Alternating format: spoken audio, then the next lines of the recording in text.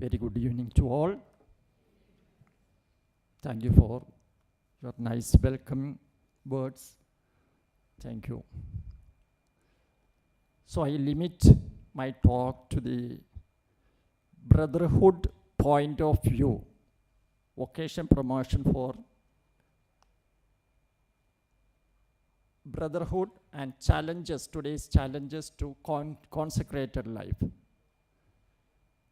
Every human being or every human life is a vocation, is a mission. Every mission is a person before being a work. A man must be, before he acts, he must be entirely himself with his humanity redeemed by Christ before he offers himself for the work of the kingdom. It is this priority in time of the person over his mission, over his vocation, and over his work role.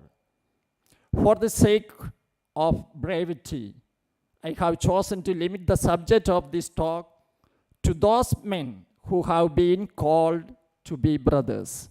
That is, men called to vowed life in community. However, the development of the vocation of the religious priest is quite pertinent to any complete understanding of religious brothers, and the relationship between religious brothers and religious priests is of vital importance to history of both. Each subject deserves more thorough treatment than I can give it here. Being a brother and being a priest are not the same thing, and being a brother is not a developmental phase or rung on the ladder to priesthood. Before I focus on brothers, though, let me clarify the role of priests. The Catholic Church, there are diocesan priests who serve under the authority of bishop, as in most parishes, as well as religious priests who live in religious communities along with other priests and or brothers. Religious priests are called to be priests and to live in community under vows. Diocesan priests are called only to be priests. Brothers and religious priests have complementary vocations and both take vows of poverty, chastity, and obedience. Diocesan priests do not. They often live in communities together where they can collaborate the mission and engage in mutually enriching fraternity. In these communities, the only difference in the realities of the priests and brothers is that religious priests will spend at least some of their time in sacramental ministry and brothers do not. It is my hope that an introductory look at that history will shed some light on the origins of the religious brother and perhaps reveal those elements of identity that brothers share. But I do not want to go details in the history or origin of the brothers. Just I point out desert tradition. We see that in the year 250, 500 AD. Then later on the monastic life, tradition, and developments in monasticism and renewal movement. It is due to lack of time, I skip all these explanations or details of this history. And later on we come to the social changes and new institutions are germinating. Then we see the Second Vatican Council, 1960 to 1965. There, the religious communities of priests and lay brothers, it dramatically altered the relationship between the two groups and was an impetus for redefining the lay brothers' vocation, or as some would argue, restoring it to its original form. And see the brothers after the Second Vatican Council. You see, in the mid-1960s, There have been many changes for men's religious communities. For brothers, these changes have been an affirmation of equality in status to their clerical counterparts and have heralded a new era in ministerial opportunities. Brothers may now receive formal and professional education and except for administering the sacraments, may perform any of the same ministries as priests. While some brothers continue to serve in administrative, supportive, or technical roles, more and more brothers are seeking advanced degrees and credentials which allow them to minister as professionals, as counselors, educators, or lawyers, etc. And we come to brothers today are very much limited by their imaginations and their willingness to believe in their calling. So now we see the crisis and challenges what we are going to face. Tempted to wring our hands about the current state of religious life, it is helpful to remember that religious congregations experience crisis at each stage in their developments. During their early years, most groups face three crises: in leadership, direction, and legitimacy. As they swell in numbers and spread out geographically, they confront another maintaining unity in the midst of rapid growth. By the time territorial expansion slows down, the congregation usually has moved into a stable phase. Success marks its undertakings. Members are held in high esteem, having accumulated considerable human and financial sources. The group as a whole often begins to forget the reasons for which it came into existence. Members behave as if everything depended upon their efforts alone. At the onset of the council, many religious congregations found themselves in just such a place, boasting more members than at any other time in their history and applicants aplenty. The vast majority of men and women religious believed that renewal meant our increasing numbers, bigger and better institutions, and greater respect and prestige. Instead, a period of surprising change ensued. Membership began to decrease through departures and the lack of new recruits. Familiar ways of lying and interacting were put aside. Long-standing institutional commitments were abandoned. The group's service to the church became haphazard. Today, it is dealing with the fastest growing aging population in human history. The growing influence of Islam worldwide, the rise of Pentecostalism, our failure as a church to effectively evangelize emerging generations of young Catholics, a set of social teachings that were informed for a world dominated by the Industrial Revolution, and the transforming influence of information technology are other important developments that need to be considered as well. The brothers in the modern times should be solely focused on the mission of working together with the people, whatever be the cost the brothers have to meet. All sorts of negative and centripetal tendencies should be expelled consciously from the relationship space of the brother. Brothers should look for new ways and means to be in touch with all, irrespective of all differences. Unhealthy attitudes such as divisiveness, caste feeling, character assassination, and gossiping should take back seat. The idea of synodality, which is the main focus of the church and our theme for this gathering, general body gathering,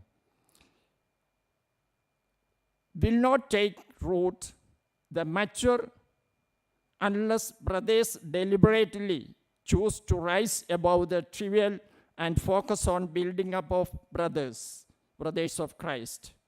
Brothers have the expertise to articulate brotherhood, but to practice brotherhood in daily life is a matter of integrity. A personal soul searching should mark the efforts of brothers to remain relevant in synodality. Pope Francis, ushering in equality and fraternity in religious congregations that have priests and brothers as members. It is not a small technical or legal change, but a profound shift with enormous theological and spiritual implications. By the very fact of baptism, we all share in the priesthood of Jesus. The change is a way forward to become inclusive and breaking the bonds of division. The change states that to be a leader in the church, one need not to have the power of ordination. A good leader of the faithful or of religious community as superiors or provincials or generals need not be an ordained person. Priests are called uniquely and serve differently, and priesthood need not be clubbed with authority. The faithful look forward to be served by good and holy and committed priests. In many ways, clericalism exposed a nexus between power and priesthood, and this change will try to counter it in a small measure. The change, if seen from the view of human dignity, rights and privileges, also corrects a distorted notion that has been prevalent for centuries that compared to priests, brothers are second-class citizens in the religious life. Young men may join religious life with the assurance that they would not be discriminated but provided opportunities to blossom.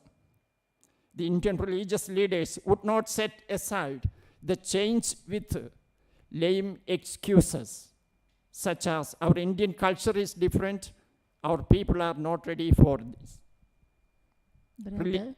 Religious brothers' vocation today is affected by the shrinking size of families, social medias, multiple job opportunities, the fast-growing technology, and all the other allurements. I am sure that if we sincerely deal with the issues of our vocation and continue our commitment to biblical ideals envisioned, our call will surely become a living call. We have to transcend and not be satisfied with just being wonderful educators, social service people, and sundry others, but be permeated by the Spirit of Christ and be doers of the word. May the good Lord bless all of you, all of us, assembled at this general body meeting of SMRC and make us fruitful. May He also grant us all mercy and safety in our workplaces, and may all who are entrusted to our care find joy and happiness in the Lord through our work and interaction. May SMRC be enabled to function more effectively, to empower each consecrated individual to face the vocational, social, spiritual, ecclesial challenges effectively, and we all are brothers and sisters. Thank you. Thank you, brother, for the great information and learning about the brotherhood. And brotherhood is an adventurous response to the call of Jesus. It needs powerful will, ichashti, powerful will and integrity of mind. That's what we understood. When I was wondering how can a brother decide to choose to be a brother since my childhood without a priesthood. Now we are getting more and more learnings about that, and we appreciate, and we can give a big clap to him. And sorry, sister, I forgot to appreciate you getting that appreciation from the group, and we can give Thank you very much. Now we are having that third presentation from Dr. Jos Tenbillil, CMF, is the Provincial Superior of St. Thomas Province of Claretian Missionaries. He secured PhD in Sociology from Bangalore University on the topic Socio-Cultural Dimensions of HIV/AIDS, and also MA in Sociology from Kerala University with first rank in 1987. He served as different positions, consultant and secretary, consultant of formation, etc., etc. Here, understanding the great resources you are having in the field of formation, we are eagerly waiting to listen to you.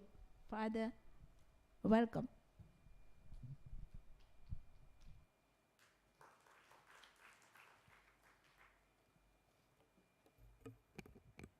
Good evening, dear brothers and sisters. Sister Pavia and Brother Joseph had explained well the challenges to religious life as well as the difficulties that we face in vocation promotion. Now I have to restrict myself to the limited time. So let me present to you consecrated life, deeply rooted in the example, life, and teaching of Christ, is a gift of God the Father to His church through the Holy Spirit. This life of total dedication and service of the religious, however, is not a bed of roses. You all know that. There are aggravated problems like emotional immaturity, sexual boundary violations, financial irregularities, conflict in relationships, alcoholism, lack of collaboration and teamwork, etc., in the consecrated life today. In addition to that, the fabricated news and negative influences of the social media exaggerate the true nature and sanctity of consecrated life. All these affect the quality of life of the consecrated personnel today, and also the vocation promotion to religious life. Today I would like to share with you some reflections on the challenges to religious life and the difficulties that we face in vocation promotion. First, the blurring of value systems. The society in which we live is bombarded by relativistic, consumeristic, pragmatic, utilitarian, and individual philosophies. This chaotic moral situation leaves the religious confused and questioning. While the religious strives to be faithful to his or her vows, he or she is constantly tempted to give in to an enjoyable and luxurious lifestyle that today's society offers. On a whole, we see that the social situation in which we live poses a challenge to an austere way of life that religious life demands. Second, the media. The powerful media of communication with the advent of information technology has caused a profound cultural revolution. Communication technology contributed to the shallowness of life among some religious. How do the religious use media that are at their disposal is another question that we have to face today. The third point is unearth immoral acts of clergy and religious, and telling little openly these things because we have to face it today or tomorrow. So there is nothing wrong in telling to the major superiors and people of animation about the real things. We cannot deny the fact that number of priests and religious have failed to live up to their commitments and have been found involved in immoral acts. This has brought about a lot of doubt regarding credibility of religious life in the minds of the common people. While media has done its jobs of exposing not so good part of the church, it should be noted that they have made too much a fuss about religious and the clergy. This also affects negatively vocations to consecrated life. Vocation promotion challenges and proposals. Ministry of vocation promotion receives its primacy from our Master himself because he called the disciples at the very outset of his ministry itself.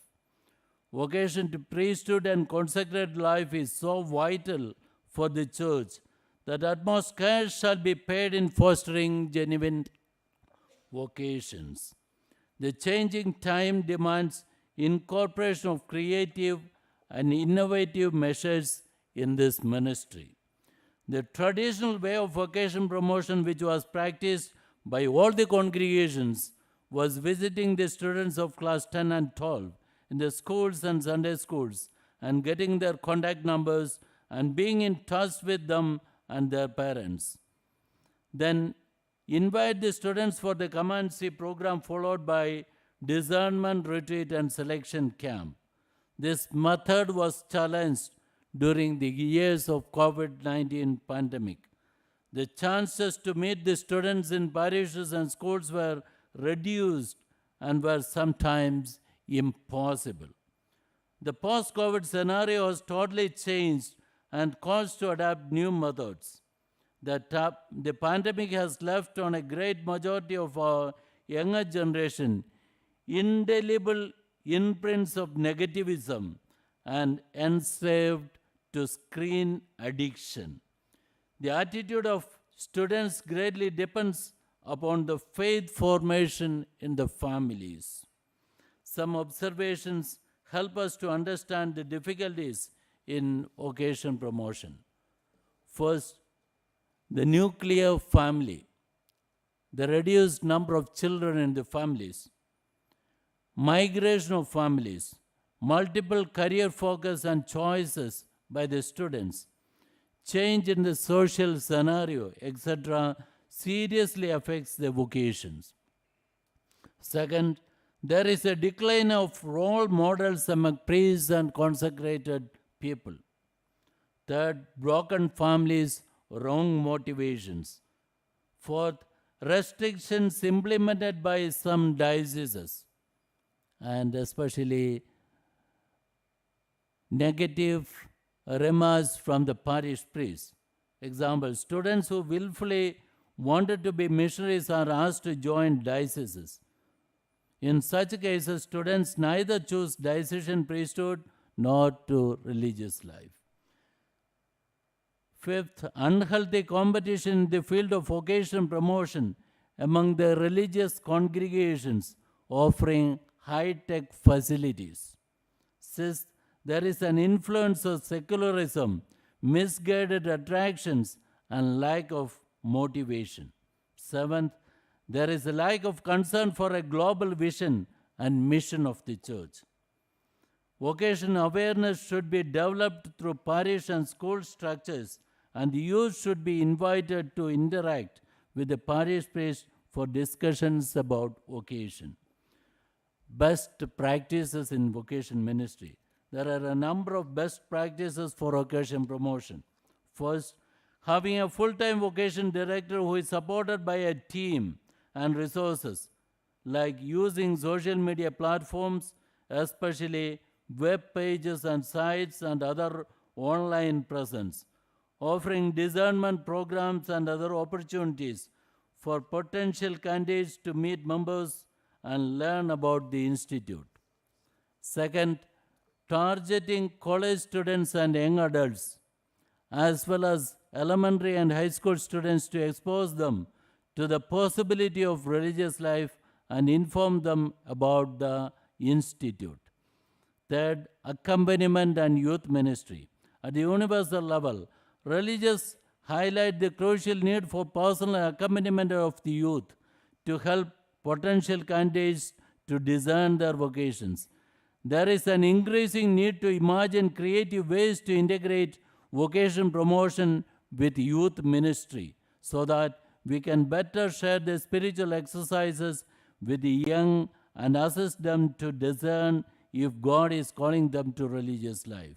Fourth, a culture of vocation promotion also invites each member to take personal responsibility for attracting youth through praying each day for vocations, welcoming them to our communities, and giving witness to lives that inspire and attract the young.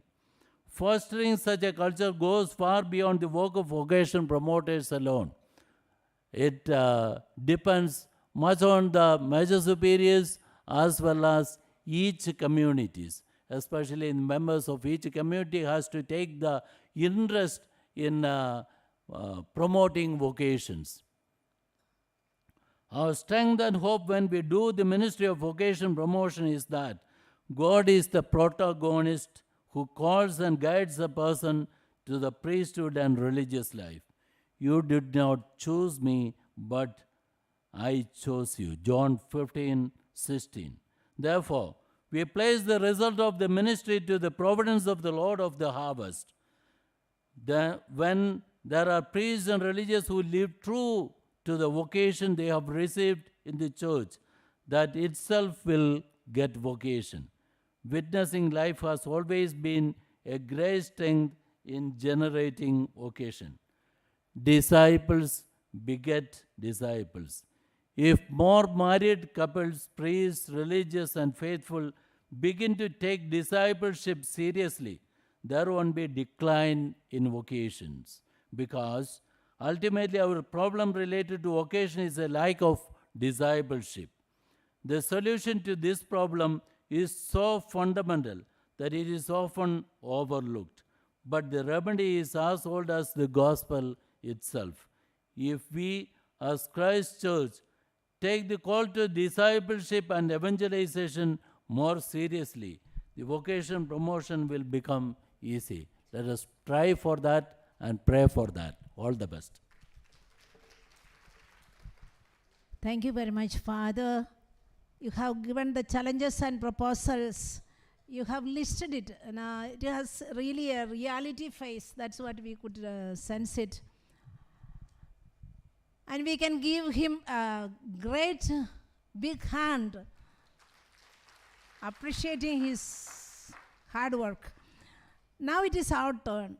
Let us come into it with our reflections and questions and contributions. Dear ones, we can use the time maximum because it is, as we have said already, it is our survival of the fittest, very serious.